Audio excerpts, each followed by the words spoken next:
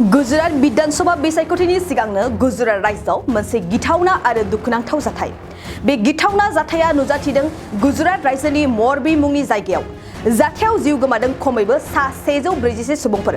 लोगोसेयैनो बे दुखुनांथाव जाथायनिफ्राय खमैबो 177 सुबुंफोरखौ उदां खालामदों। जाथायनि बागै मिथिनो मोननाय बादिब्ला गुजरातनि मरबी मुंनि जायगायाव गंसे ब्रिजआ हरखाब गेजेरावनो जयो।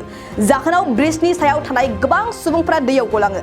बे हरखाब जाथायावनो 146 सुबुंफोरा जिउ गोमायो आरो गोबां सुबुंफोरखौ खैफोदनिफ्राय उदां खालामदों। बे दुखुनांथाव जाथायखौ हादरगिरि द्रौपदी मुर्मु आरो गाहाय मन्त्रि नरेन्द्र मदिजों लोगोसे नखर मन्त्रि अमित शाहया गोथौ दुखु मोननाय फोरमायदों। सुलुंनि बादिब्ला जाथायसालिसिम गाहाय मन्त्रि नरेन्द्र मदिया दिनै दावबायहैनो हागौ।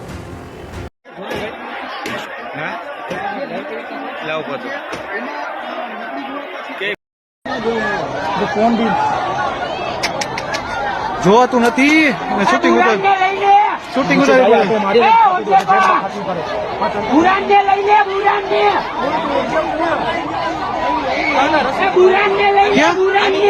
ક્યાં રેસ્ક્યુ ટીમ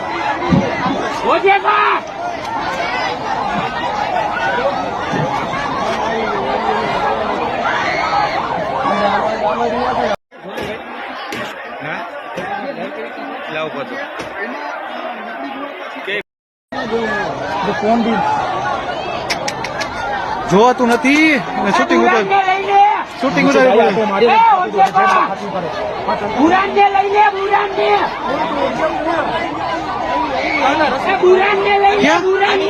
ક્યાં રેસ્ક્યુ ટીમ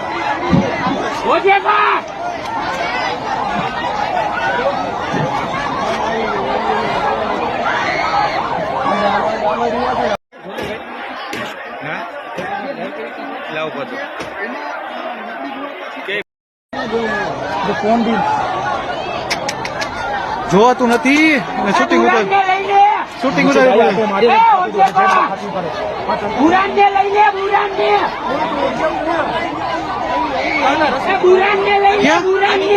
ક્યાં રેસ્ક્યુ ટીમ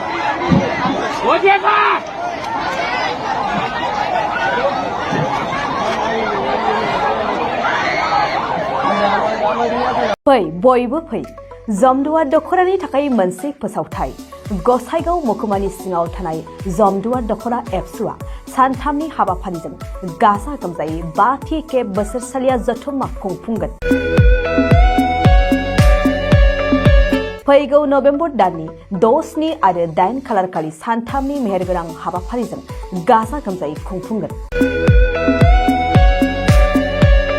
मख'नो गोनांदि खुंफुंनो गोनां जथुम्मायाव बायदि मेहेरगोनां आयदाफोरबो लाफानाय जादों।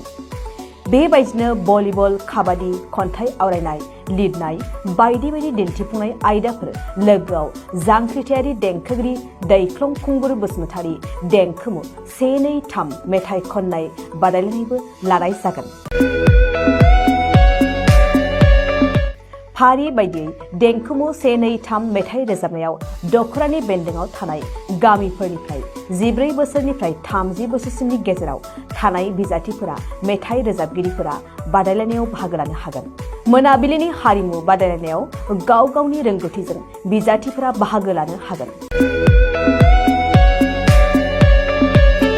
एक्जिबिशन दिन्थिफुंनायखौ 6 नबेम्बरनिफ्राय जोबजासे नुनो मोनगोन।